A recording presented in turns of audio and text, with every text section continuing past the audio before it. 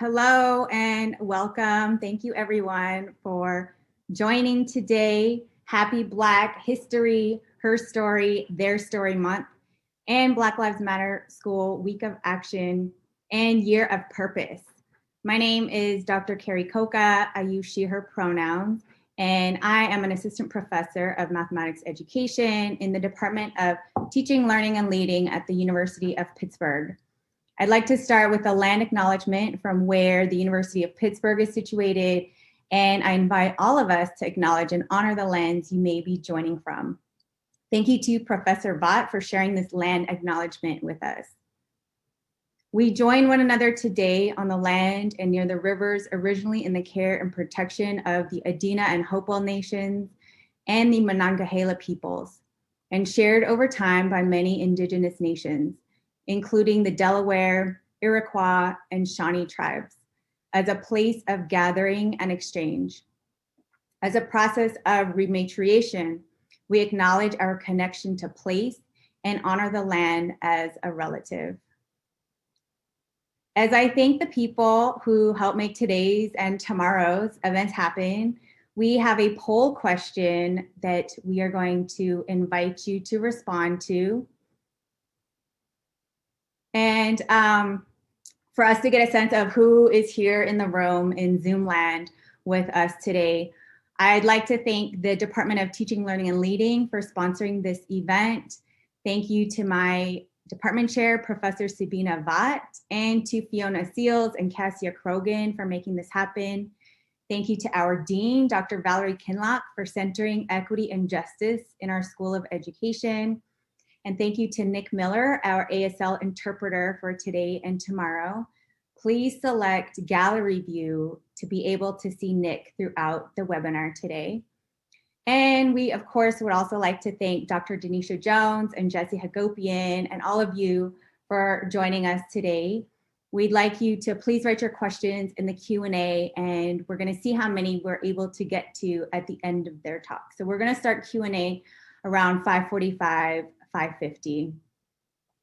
And to give folks a little bit more time to keep answering the poll, I'm going to go ahead and introduce our speakers today. We're going to be sharing their social media handles in the chat also, so please follow them.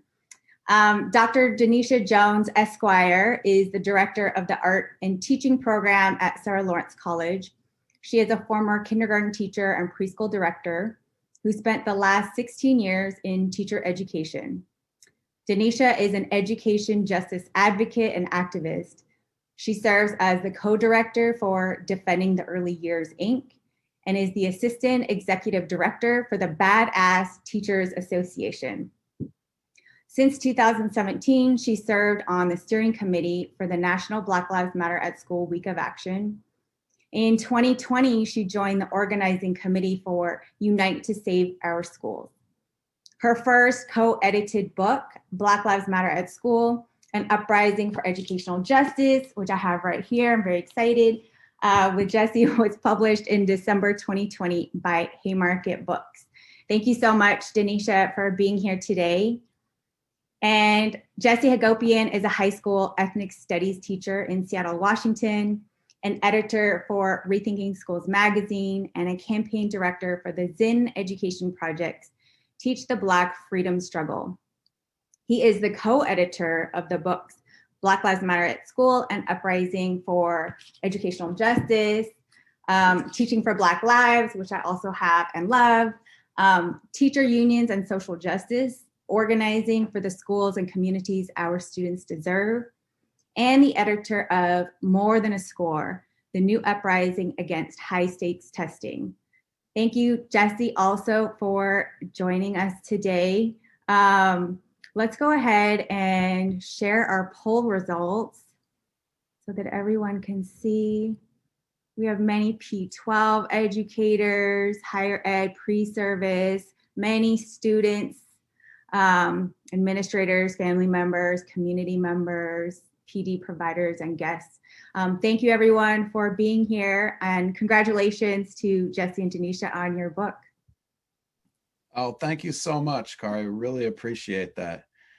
It's wonderful to be with you all today. You want to give a shout out, Denisha? Yeah, thank you so much, Kari. I really appreciate you reaching out to me and to Jesse and to organizing this. I miss working with you, and we were on the Critical Educator for Social Justice SIG board, and so it's good to reconnect this way. Thank you so much. No doubt, no doubt. Thank you for organizing this event. It is really thrilling to be able to share this book that Denisha and I co-edited with the world, especially right now, because I want to wish everyone a happy Black Lives Matter at School week of action. And it has been thrilling to see this struggle erupt again for the fourth year that we've had a national movement, right? And already I'm seeing the map of places that communities are checking in saying they are participating in Black Lives Matter at School. And there are more cities that have participated, that have registered this year than did last year. And we're only in day 2 of the week of action. So that's incredible. And we really need to keep pushing and redouble our efforts in this struggle, because it's not just the case that the struggle is expanding. Also, we know American society is polarizing right now. And we saw in the final days of the Trump administration, he enacted the 1776 Project, which was a direct attack on critical race theory and studies. And he attacked the Zen Education Project. And the 1776 Project was meant to negate the 1619 Project and to demand patriotic education. And while Trump has been swept away and that project officially closed, it emboldened white supremacists and communities all over the country to say they feel like they need to reclaim education, as if the textbooks weren't full of a Eurocentric master narrative that erased the stories of Black people, of Indigenous people, of people of color, as if white history wasn't the dominant story taught day in and day out.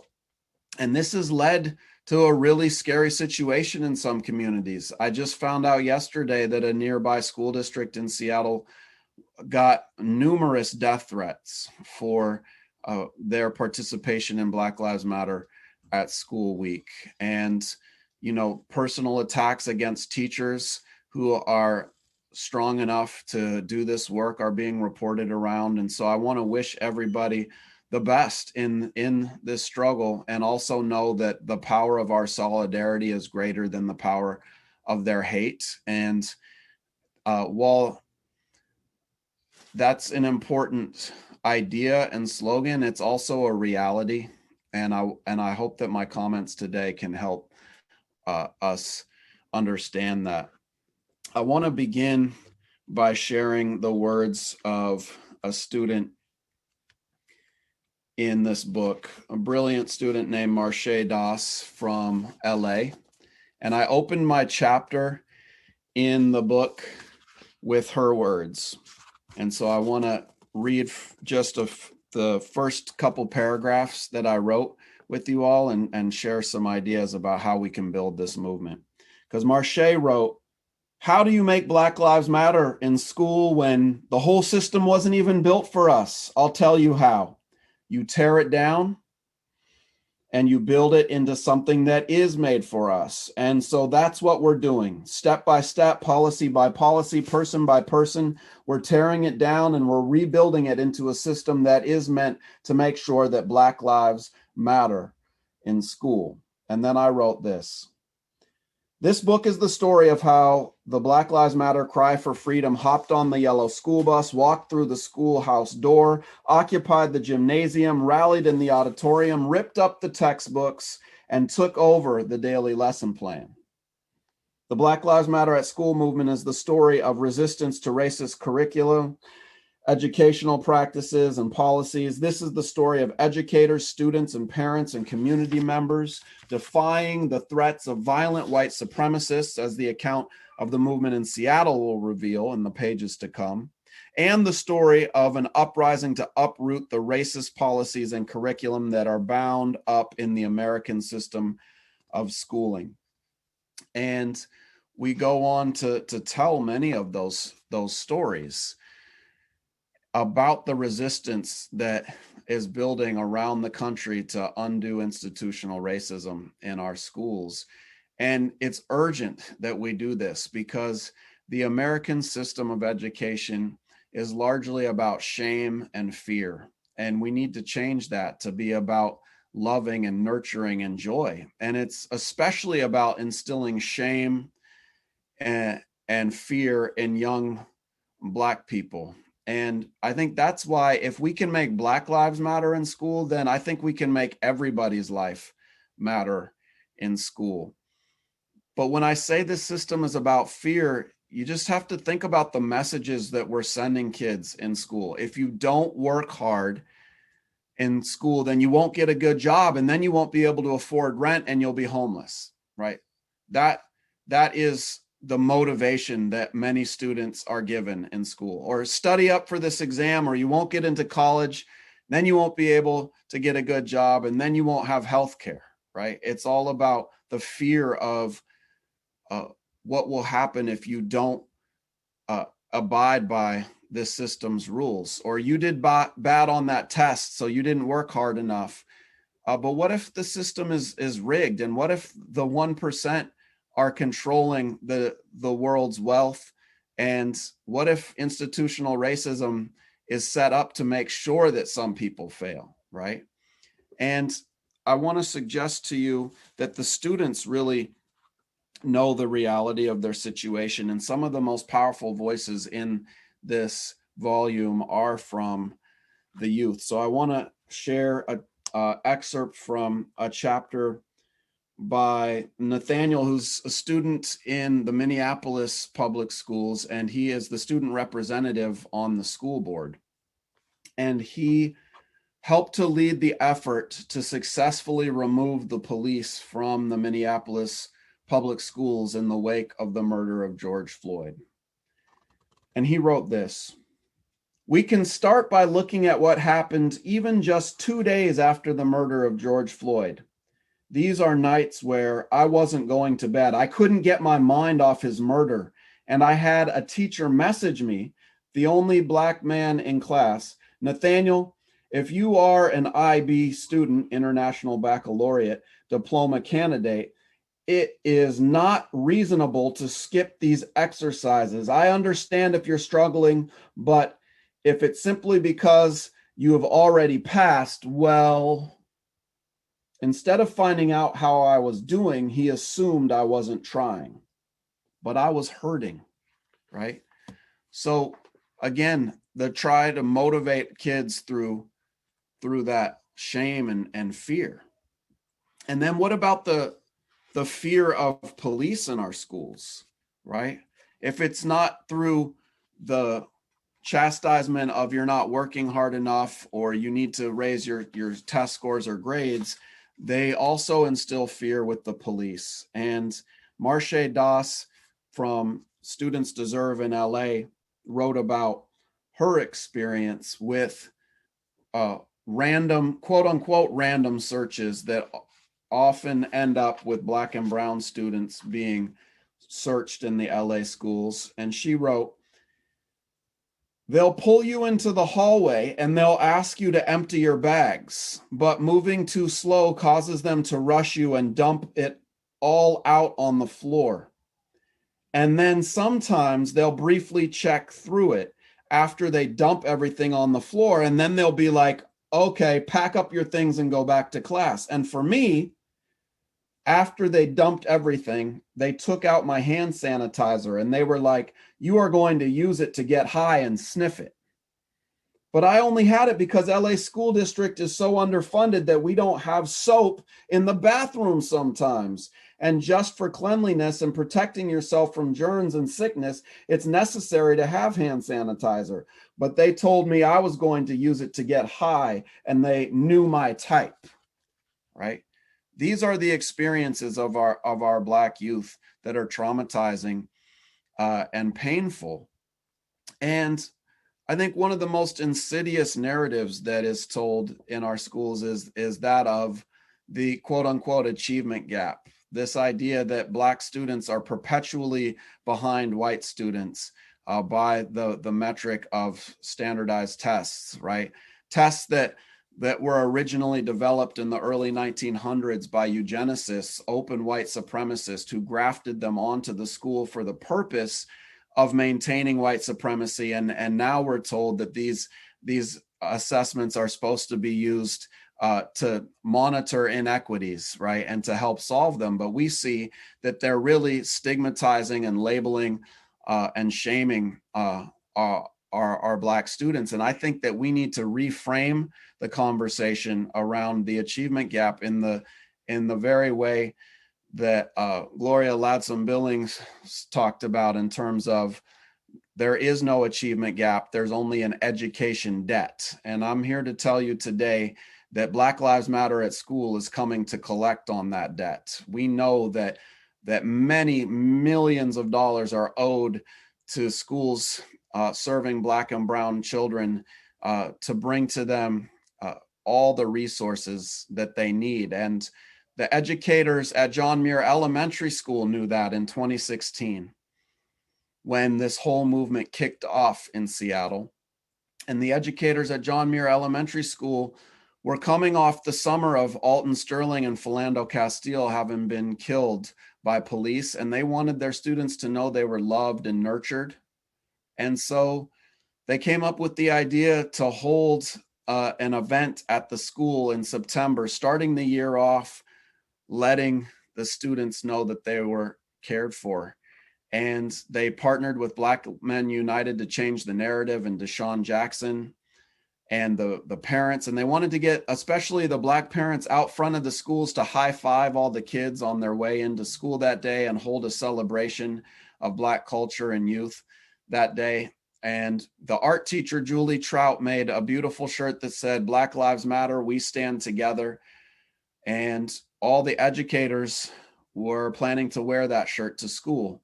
And then white supremacists began bombarding the school with hate mail, and a particularly hateful person made a bomb threat against an elementary school, only because the faculty there wanted to love their Black students. And the school district officially canceled the event. And the white supremacists at that point felt that they had won, that their hate and fear had triumphed in Seattle. But we got together with those educators and we said, how can we support you? And we came up with the idea of bringing a resolution to our union calling on October 19th to be Black Lives Matter at School Day. And we knew that they might be able to threaten one school, but they couldn't threaten every school in Seattle. And we called on that day to be a day for every educator to go to school wearing a Black Lives Matter at School shirt and teaching lessons about institutional racism and the long Black freedom struggle. And we partnered with the NAACP and the Black student unions. And we even got the Seattle PTA to endorse our day of action. And we started selling t-shirts, first by the ones and twos, then by the dozens, then by the hundreds. We ended up selling over 2,000 shirts, and some schools made their own shirts. So we had some 3,000 educators out of the 5,000 in Seattle come to school on October 19th, wearing those t-shirts in just an eruption of solidarity. And it was truly a new phase of our struggle that helped inspire people around the country to take this action up. And the educators in Philadelphia saw what we had done and they took it to the next level. They organized it from a day of action into a week of action and broke down the 13 principles of the Black Lives Matter Global Network into teaching points for each day of the week.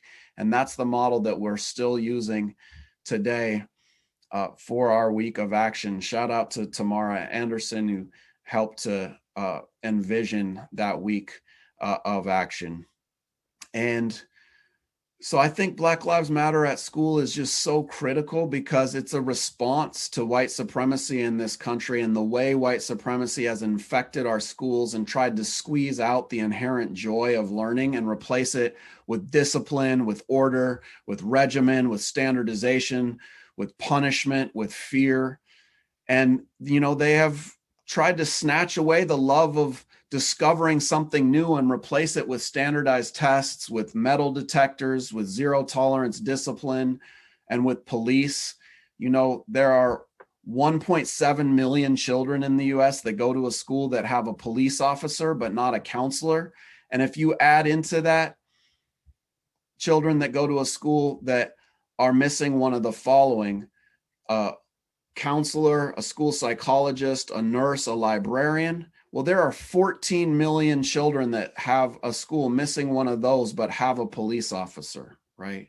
And so our movement is the outgrowth of a larger movement for Black lives that's challenging police violence and state-sanctioned terror, and also part of the struggle to push back against corporate education reform, where some of the wealthiest people the world has ever known are using their wealth to narrow the curriculum to what's on a standardized test, to privatize our schools. And really, if you look at what Black Lives Matter at School is putting forward in terms of what would empower our youth and to transform education, and compare that to what the billionaires are putting forward, you'll see what hypocrisy and what a sham people like Bill Gates, Eli Bro, the Walmart family are for the way they have been manipulating education. Our demands are very clear in the Black Lives Matter at School movement. We're fighting for hiring more Black teachers. We've seen the studies and we've lived the reality of the positive impact that Black educators have on education, with Black youth that have had one Black teacher in their career graduating at some 30% higher rates. Second, we're demanding ethnic studies and Black studies be implemented in K-12 education. And we've seen the studies and we've lived the reality of seeing what happens when youth see themselves in the curriculum. And the graduation rates soared, like happened in Arizona with their ethnic studies program, in Tucson, and happened in San Francisco with their ethnic studies program, right? We're demanding an end to zero tolerance discipline and replacing it with restorative justice, because we know that schools should be about nurturing and supporting our students to solve their conflicts, not just punishing and pushing out. And we've seen the numbers that Black students are suspended at some 4 times or 5 times the rates of white students for the same infraction. And it's actually Black girls who are suspended at the most disproportionate rates, at some 7 times the rate of white girls. And we want to replace that punishment-based system with restorative justice that can help nurture and heal our students and solve problems. And finally, we're calling on funding counselors and not cops, because we know that too many resources are going to policing our youth and criminalizing them, and not enough to helping them unlock their potential. And so I want to just end with the words of one of my own students who is in the book. Israel Presley was in my world history class. He was in my ethnic studies class. He joined the NAACP Youth Coalition, Youth Council, and also helped to found a group called New Generation in the wake of the murder of Charlena Lyles, who was a pregnant mother who was killed in her own apartment in front of her children. And on that day, Israel helped lead a discussion in my classroom about what we were going to do about it. And then out of that discussion, he organized a rally on the front steps of Garfield with his fellow students in the classroom. And out of that, they launched an organization, and he really got active in the Black Lives Matter at School movement. So I'm going to end with his words.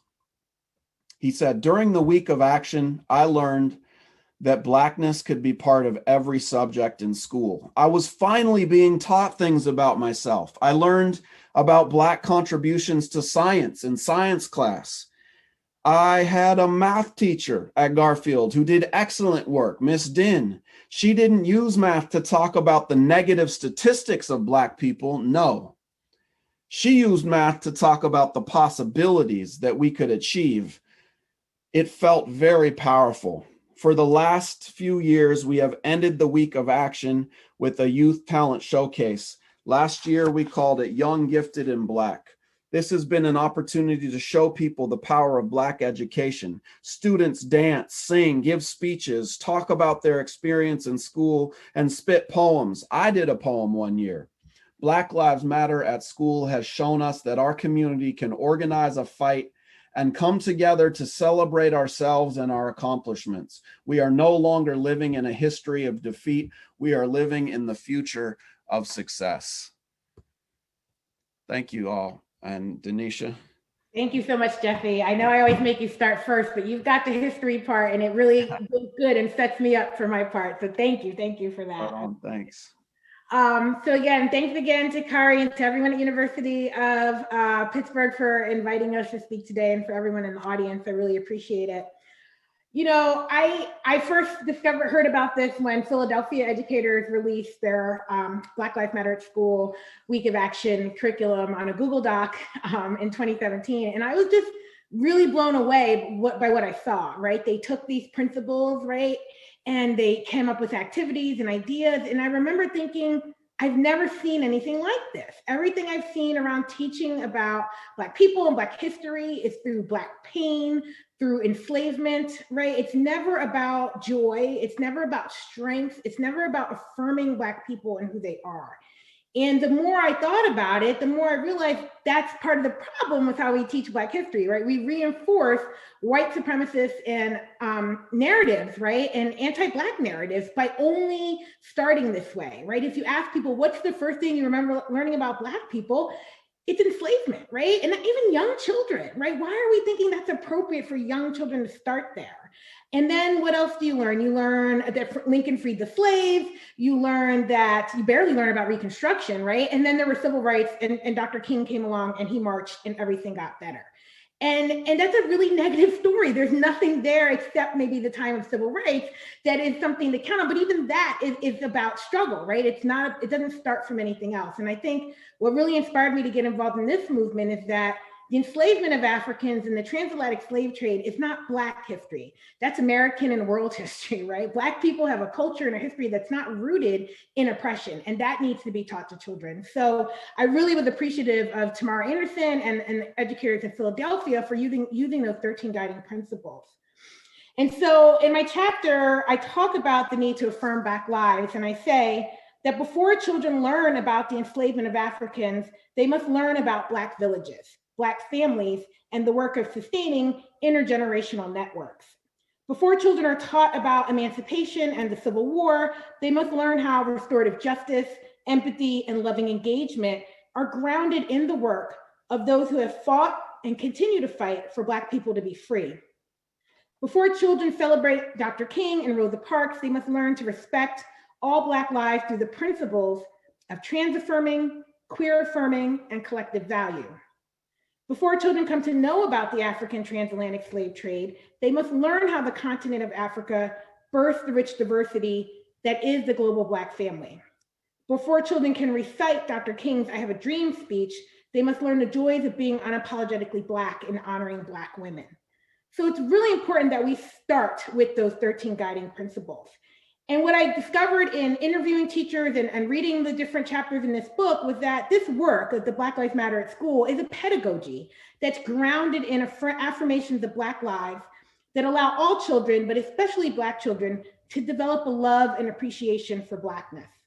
The creation of the language for discussing the guiding principles for young children and the list of age-appropriate books and activities are examples of how the movement's pedagogy lays the groundwork needed to enact a culturally relevant curriculum in the early years. So that's the other thing that really excited me, because I am a kindergarten teacher by trade, right? I've been preparing teachers for almost 20 years, but my field was in early childhood education. And again, a lot of the work, because it starts with, you know, enslavement and civil rights, is typically done with older kids, and we wanted to see more of that done with young children. And you're gonna see that in this book, because we included the voices or the contributions of many of our early childhood teachers as well too. And I wanna share some of their words with you as well. So let's see, we have, I'm losing my quote. Angela Harris is a first grade teacher in Milwaukee. And she also writes about doing this work at her school, if I can find my right page. Bear with me. There we go.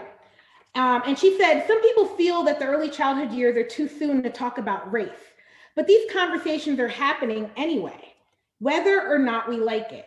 The idea that topics like race, racial justice, and Black Lives Matter at school are too complex to teach early childhood years is often simply an excuse for educators to stray away from content and curriculum that moves beyond simplistic diversity in the early elementary years.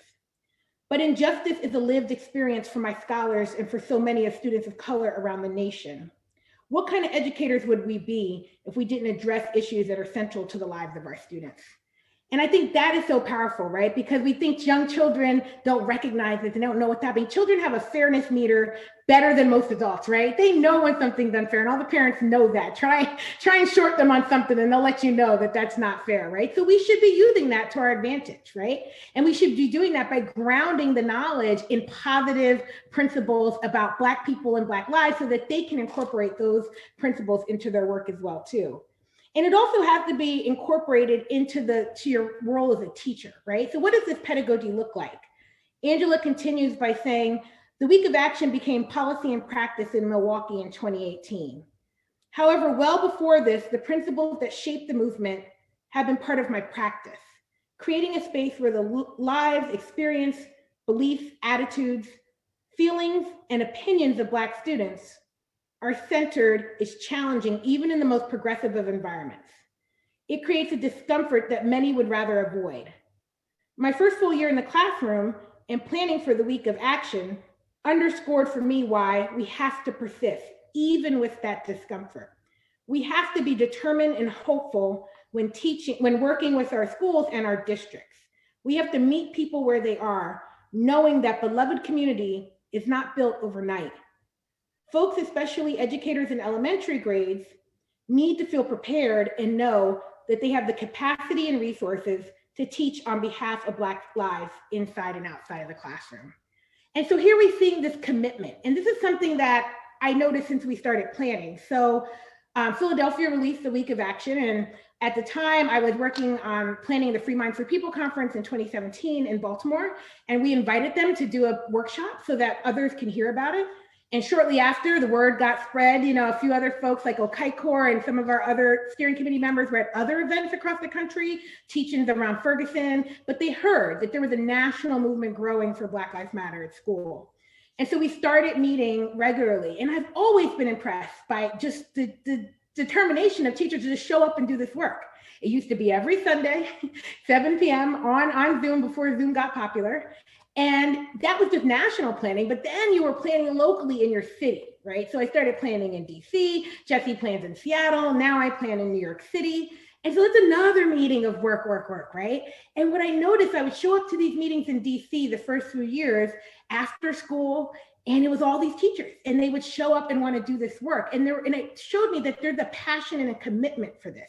They know something is missing and they want to be a part of this for their students. And hearing their work is what really drove me to reach out to Jesse and said, we should document this in a book, right? Because we were talking about the Week of Action and all the different events. And it's just so much amazing work done by not just teachers, right? A lot of this work happens in communities as well, too. Community organizations like MAPSO Freedom School, Racial Justice Now, right? They all participate and help out in their local communities in doing this work. But it was really important to know that this movement is driven by mainly teachers who want better for their students, who want their students' Black lives to matter in school, just like the teachers in Seattle at John Muir Elementary School who kicked off this movement. But it also happens in communities as well, too. And I wanted to share a little bit with you from Ukaikur's chapter about MAPSO Freedom School as well, too. And she says, as educators and organizers engage in the critical anti-racist work, it is imperative that we band together in community and foster relationships to strengthen and sustain our work. Our belief in the necessity for dialogue has shaped the organizing and event planning we do through MAPSO, as well as our work to ensure institutional support for the Black Lives Matter at school. As we move forward, we must be unapologetic, disciplined, and committed to centering Black, queer, and trans women in order to actualize the world we want to see. So again, it's this commitment on all sides, right? Community organizers, teachers, we even have parents, administrators, and the best, as Jesse has mentioned, are the students. Every year we get an email from a student who says, I need this at my school, I want this at my school, how do I bring that to my school? This year, the New York City teens have taken over their own event. It started with, breakout group, come on teens, plan your event. Last year it was the day before the week of action. This year it got so big, we're calling it a youth council. They had their own Zoom meetings without us, and they are totally putting on their whole event that's for teens, by teens, and they don't need, because it's virtual, they don't need me to run around and buy pizza and juice like I did last year, because I was pretty much the shuttle driver, and that felt good, having high school students have me go get what they need so they can have a successful event. And this year I'm really excited to see what they put together. And so the more we do this, the more we see the youth getting involved and leading the movement, because they know that this matters to them as well too. And so it's just really important that we remember what this is not about, right? As we move forward, I hear a lot of people reach out, and the movement can be co-opted, right? It can be co-opted by people who want to change the name, right? We've gotten emails from organizations. Can we change that last demand? No, you cannot. The demand is fund counselors, not cops, and you cannot change the language on that, right? And people want to skirt around some of the principles. Well, I don't think it's developmentally appropriate to talk to 5-year-olds about queer affirming. Yes, it is, because our wonderful kindergarten teacher, Lelena Garcia from New York City, rewrote the principles in child-friendly language, right? And she uses them with kindergarten children all the time. So we know it's age appropriate. We know it's just what they need to hear to understand why we are an inclusive community. And so we hear about it all the time, and people are afraid and they want to push back. And we just want to remind people that we have to stand firm. We have to be like, if you can't say Black Lives Matter, you're not ready to do this work.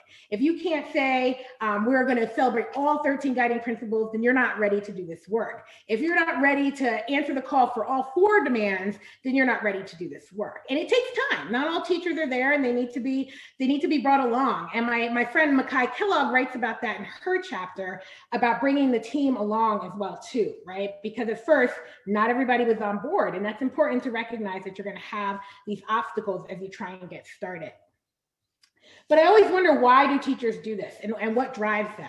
And so Erica Strauss-Chavarria, who's a high school Spanish teacher, I interviewed her for the book, and she gives some advice and talks a little bit about the courage to do this work. And she says, my advice for other teachers is to go to the Black Lives Matter at School website and use the toolkit for how to participate in a week of action. One of the most important things is to reach out to local community grassroots organizations who are already focused on racial justice work, and to come as a unified voice to put pressure on local unions to support the week of action. Reaching out to parents of Black students is also essential in putting pressure on local unions to get on board. She goes on to say, one must have a lot of courage and tough skin to do this work. Do not let defeats discourage you from pushing harder and working toward the goal of support by local unions. Our Black students' lives are literally on the line. We must do right by them and their families and the communities that we support and that we represent. And it makes me think of the opening quote in my chapter, which was James Baldwin had talked to teachers and about going for broke. And I think all of the teachers, and there's so many more teachers doing this work. We're going to have volumes and volumes of books after this, because we only got to include about 30 or so, but we know there are hundreds, right? But they're all absorbing James Baldwin's message to go for broke for Black children and for all children in the classroom. And they're embodying what that means every day in the classroom.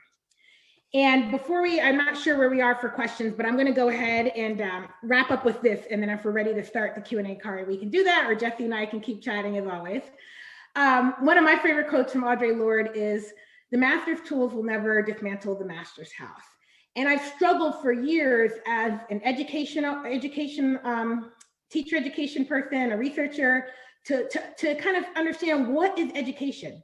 Is education the master's tool? If it is, then how are we going to destroy the master's house? And doing this work has made me realize that schooling as an institution is the master's tool.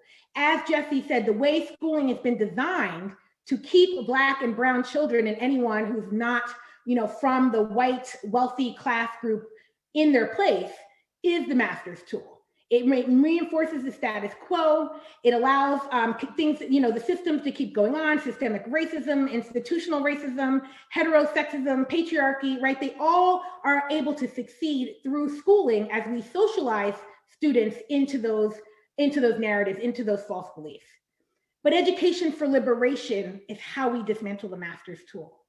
And Black Lives Matter at school is education for liberation. Ethnic studies is education for liberation.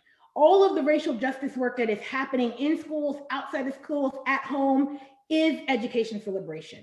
Woke Kindergarten by the amazing, talented early childhood educator Key Gross is education for liberation, right? There's so many tools and resources out there. And I think this just gives me hope that we will dismantle the master's house because we are building the tools that we need to do it. Thank you so much. Yes, thank you. I guess I'm your audience right now. I wish that I wanted to, for you all to be able to see at least my facial reactions. But I'm sure everyone is just as enthused as I am. And I kept just being like, yes, every time the both of you were talking. So thank you so much. I'm gonna ask some of the questions in the Q&A. Folks can feel free to keep adding, and then I have some questions of my own as well. So one of the questions relates to the master's tools, right? And this is from Patricia Barbas. I'm sorry if I'm mispronouncing your name. Who writes, hi, high school English teacher here. How do you see AP, especially AP literature and AP language and comp, fitting into this notion of tearing the system down and building it back as places of joy for Black and Brown children? Do these courses have a place, or are they spaces of upholding white supremacy? I have a lot of pushback in speaking against AP with the comments of, but AP is the currency of gaining access and success in college.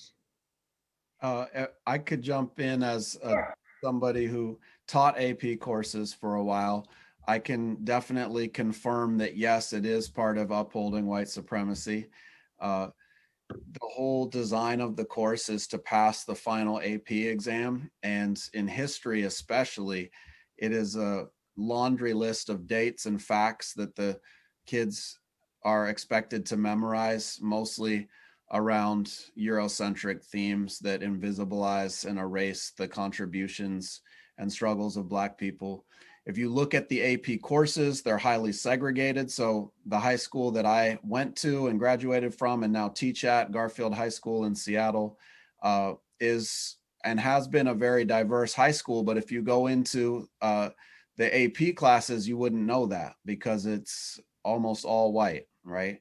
And when I had the opportunity to begin teaching ethnic studies at Garfield High School, for the first time, I had an integrated classroom. And so I had AP students who were predominantly white coming into that class. And I had my quote unquote general ed students who were mostly Black and brown. And in that space, I learned a lot about education because when I started the course, letting my students know that there would be no multiple choice tests and we were not preparing for a final exam at the end of the course, it created some anxiety for my white students who were very good at eliminating wrong answer choices at better rates than other kids. But when I changed the metric of what was important in my class to actually identifying problems in our society and then finding collective solutions to those problems, it turned out that my Black students soared and were actually far in advance of the rest of the students in the class. And it turned out that actually that whole narrative of the achievement gap made no sense when you looked at education through a lens of how do we solve problems in our society, because our Black students became the professors and they were teaching the rest of the course. So yeah, let's get rid of them. Yeah, and I mean, I don't teach high school, but I worked really hard in high school to get into AP English. And then I came home and told my mom I'm going back to regular English. And she said, why? I said, because AP English will make me never want to read a book ever again. Like I knew then the books we were asked to, no, there's no way I was reading that nonsense. Like it was so sad because I love to read, but the curriculum was really, really outdated. It was just, all just, Shakespeare, Jane, all the stuff that I didn't want to read and that would have just lost my interest back in the day. It wasn't really relevant. So, but I know there are literacy teachers breaking that mold. I was fortunate to help plan a literacy conference when I was in grad school, and I was reading the abstracts, and I was like, where were you English teachers when I was in high school? Because they were teaching, Toni Morrison and Audre Lorde and all of these amazing people. And maybe that's not possible to do in AP, but it should be, right? But I think the secret that I tell a lot of high school students is you're better off taking community college courses your senior year in high school and getting the credit that way. Yeah, thank you. And I really enjoyed hearing the students' voices in the book. And Jesse, I had my students watch the video with Israel that's on the website. So I encourage folks to go. I put in the chat the blacklivesmatteratschool.com website. So I have another question. Let's stay in the same lane with curriculum. So Julia Albrecht, apologies again on the pronunciation, says, I loved what Dr. Denisha said about moving from learning about slavery or enslavement to learning about Black villages in curriculum. This is the first I'm hearing about this transition. Where can I find more information on curriculum transition? Yeah, well, fortunately, we have an amazing curriculum committee each year, again, volunteer-led, national and locally. Some of the cities also put together their curriculum, and we curate as many resources as we can. So if you go to that link, blacklivesmatteratschool.com, and you click under curriculum, you'll find the link to the 2021 curriculum share. And so there's a bunch of folders by grade level, and there may be specific lessons around Black villages, and then like the posters, which are also the posters you see behind me, which are also in the folder, and the principals activity book for older children will have like prompts around Black villages and things to think about. I know Erica, who I mentioned before, she actually does a whole unit on kings and kings and queens out of Africa and that whole type, those whole different types of groups that most of us don't know about. And her students are always shocked every year to know that there are countries in Africa that are ruled by monarchs, that are ruled by kings and queens, and that they have been for hundreds and hundreds of years, right? So that's another way to think about Black villages globally. And I know they're looking at curating other lessons, looking at like Tulsa, not just the massacre, but why was Tulsa massacred, right? Because it was a Black village, right? Or even looking at Harlem, right? And looking at Harlem and how it birthed a lot of the Black artists and the Black literary giants that we know of today. And so I know we're looking for resources around that. We're putting together a lot that we can find, but those are just a few places to start. I don't know if Jesse wants to add anything. I think that's great. I think just the transition from just teaching slavery and oppression to teaching about Black joy. And I learned a lot from reading Dr. Bettina Love's book, We Want to Do More Than Survive, to give you a framework for moving away from that just teaching Black pain and teaching Black joy instead. Yeah, thank you. And that's a great segue to the next question. And actually, in our School of Education, Dean Kinlock bought that book for all of the students. And my pre-service teachers in math and science read it prior to starting the program. So I want to connect abolition to this next question. It's anonymous. Are officers in schools different from SRIs, student resource officers, or are the effects of having officers or SROs in schools the same across the country? So I wanted to connect that also to the abolition movement. Mm-hmm. Yeah. You want me to Yeah, I can talk a little bit about the differences, but I'd love to hear your thoughts first. Yeah, so in general, school resource officers are just police officers with a fancy title. Sometimes they have to take a little bit of extra training, but it's marginal, and the impacts on Black youth are devastating. I mean, we could spend the next few days talking about all the examples of egregious police violence against young children in the schools. I mean, there was the 6-year-old in Florida last year who was arrested for having a temper tantrum, dragged to a police car in handcuffs and taken down to the police precinct where she had her mugshot taken and was fingerprinted, and her grandmother came and picked her up and explained that she was suffering from sleep apnea, and that's why she was having a challenging time in school. But a temper tantrum is developmentally appropriate behavior for a 6-year-old.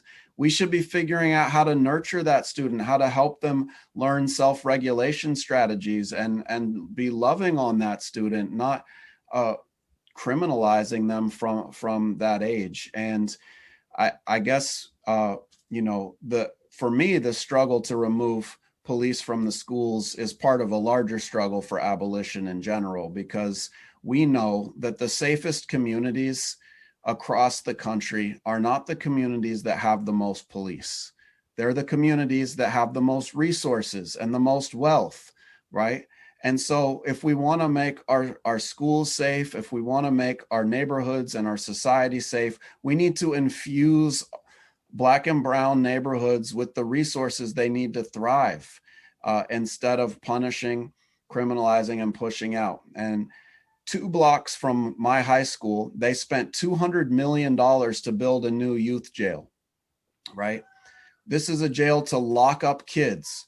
If they had spent that $200 million on lowering class size, on counselors, on school psychologists, we wouldn't need that facility at all, because our youth would be thriving. And so I want to see a society where we abolish prisons and police and invest in the futures of our young people.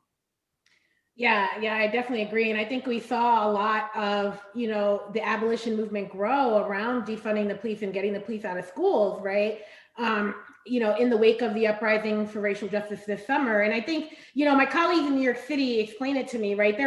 If you work for the police department and you happen to be in school, then you're right. Jesse's right. You're a police officer, right? But there are like school officers that sometimes are there and they have really good relationships with children. And I think, how can we reframe their role and what they're there to do?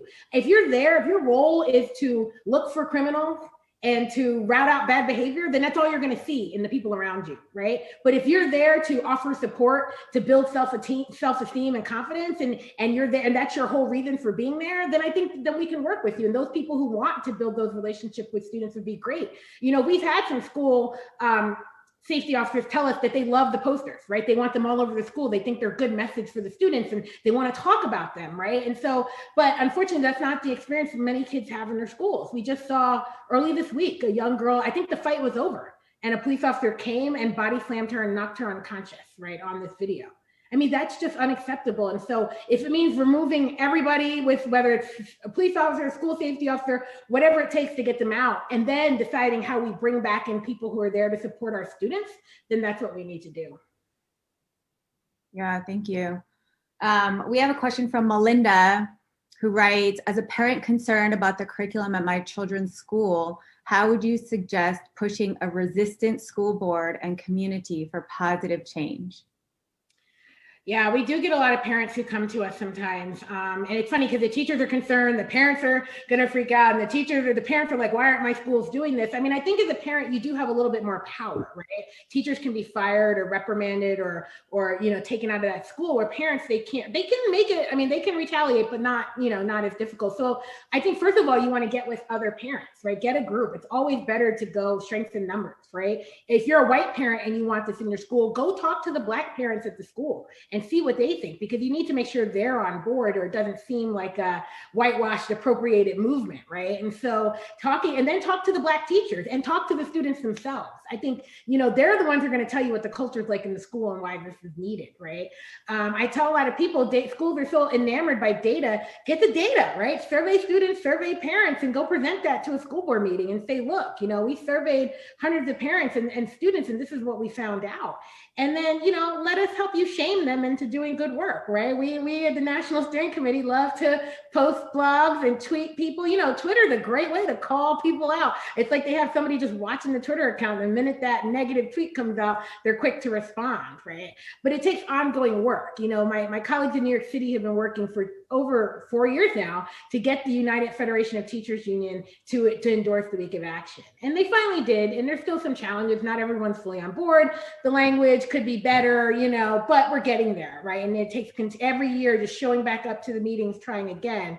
But I think in parents, when they work with community and when they work with other teachers and students, they really are able to push those, right? Maybe you're not comfortable doing this work.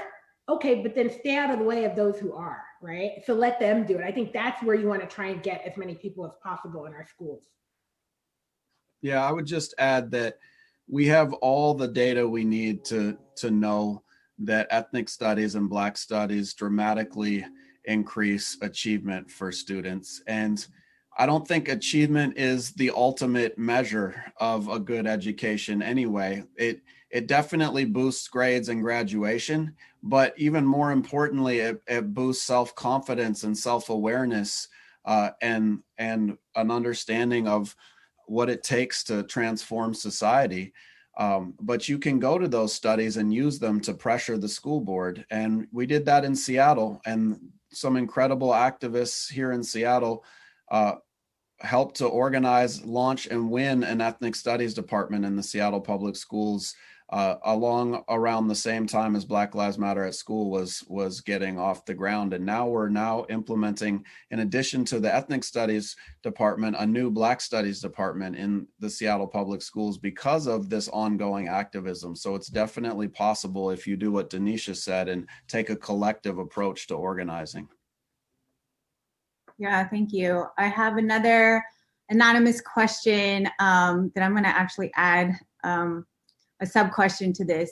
The person asks, is going to the Black teachers or parents about Black Lives Matter in schools disrespectful? It's not their job to educate me, and I would not want to profile any parents. So I guess I just want to add on to that. You know, what would you say is the role of white educators who are interested in getting involved? You want to start? I mean, that's a great question. I think, you know, we know there are predominantly white teachers in our schools, right? We know this. So we know if this work is going to happen, it can't just be all on Black teachers, and it can't all be on Black parents, right? And I organize in 2 cities. And every time I show up, it's a lot of white teachers doing this work, right? We keep our National Steering Committee all Black because we do want it to be a Black-led organization and organized under, you know, Black feminist organizing principles, right? But when you show up, you know, we recognize that that's going to happen. And so when I say reach out to Black parents and Black teachers, you know, to ask them, hey, have you heard about this Black Lives Matter at school? Is this something you want to bring into the school? And, you know, just kind of get a sense, right? Because they might want to do it, but feel like they don't have the support. But then it's a fine line between saying, I want you to do this in my school and do it now and do it well, than saying, how can I help you if you want to bring this to school? So the way we work in New York City in our steering committee is that, you know, it's a lot of taxing work. We already know Black teachers are taxed twice, right? They do the work of teaching, but then they also have to be the counselor, the social worker, you know, all of these things to the children because they're the ones they feel most comfortable with, right? And this is K through, you know, through college, right? We know this in college, right? If you're a person of color teaching in a college and those students kind of come to you and it extra mentoring on you and extra service to the community. So a lot of what they do is the white teachers who show up is they take the lead from us, right? What do you want to see happen for the Week of Action? So we share our dreams. Oh, we want to see a Black educators wellness event. Oh, we want to see a movie night. And then they make it happen, right? And sometimes they make it happen in the way, last year they created a space that was just for Black teachers where they did all the work to set it up and they couldn't even be there because the space wasn't for them, right? And that's the kind of leadership that I think we're looking for white people in this movement. And we actually have a chapter in the book by 4 white teachers called White Teachers for Black Lives that we asked them to write about how they organize and do this work. And I've seen it in action. And, you know, if there's going to be challenges, right? But they try and lead, let others lead, but also do the heavy lifting when needed, right? So it doesn't always fall on the shoulders of the Black people to do that work. So it's a fine line, it's a balance, and you might mess up and that's okay, but at least you're trying. trying and you're trying to be inclusive. I think the problem is when white educators show up and they say, no, we're going to do it this way. Oh, we want to do it this way. They're not listening, or they don't even ask the Black parents or the Black children at their schools how they feel about it. Yeah, what Denisha said. So in our last minute, I wanted to give the both of you an opportunity to share any final words, events that are going on. So many events. Sure. We're so excited about this week of action, and there are events every day that people can participate in. A couple that I'll highlight that I think will be really powerful for people to check out are on Thursday, Haymarket Books, who published our book, Black Lives Matter at School, is hosting a forum with Denisha and I, and as well as Marche Doss, whose words I read to you, and then Opal Tometi, the co-founder of Black Lives Matter and Black Lives Matter Global Network, right? And so that discussion on Thursday at 12:30 Pacific time will be really powerful. And then if people can find the Young, Gifted, and Black Student Talent Showcase that the students of Seattle are organizing, that will make your evening as well. And I think it's just amazing to see that we have kicked police out of many of the school districts across the country, and we're still going on that. We're looking to replace our old curriculum with the ethnic studies and Black studies. We're winning on that front, and the movement is growing. And I just want to end by reading the dedication to the book, which says, which says a lot about the struggle. And I want to find this specific copy that has it. And it says, to the Black children of the future who will one day all be taught the epic story of how Black people finally got free, and who will grow up knowing that their lives matter at school and everywhere else. Yeah, absolutely. And thank you all. There's another Haymarket event tomorrow night. We're going to have, some California folks talking about police-free schools as well. And the Haymarket events are all live on their YouTube page. So you can just log in to watch. And then I know you have another event as well tomorrow too, Carrie. Yeah. Which is amazing. With Chris Rogers and also with Nicholas Anglin from Black, Young, and Educated, which is a youth organizing group in Pittsburgh, moderated by one of my students. All of my students are on Zoom with us right now, Sienna Crosby. And so I put the link to register for that tomorrow, as well as Cassie. Oh, thank you, Jesse. I was just going to ask you where folks can find out information about your events. And Denisha, the one that you mentioned, folks can find from the Haymarket YouTube. Yes, you go to Haymarket Books and you'll see all their list of events and their YouTube page that'll be live and recorded there as well too. Both Wednesday event and Thursday's event. And I just dropped in the chat, my son made an anthem for Black Lives Matter at School Week with his hip hop duo, him and his friend. So check out this song, False Knowledge. I think it'll help power you through this week. Oh, thank you. You know what I think we should do is we'll play this for tomorrow's event. All right. Like in the intro, as people are coming into the room, if that's okay with you. We'll love it. Yes, please do. But so we just want to thank you again so much, not only for being here, for all of the work that you do. And we hope you have a great rest of the week. Thank you so much. Thank you. Thank you. Thanks everyone for joining.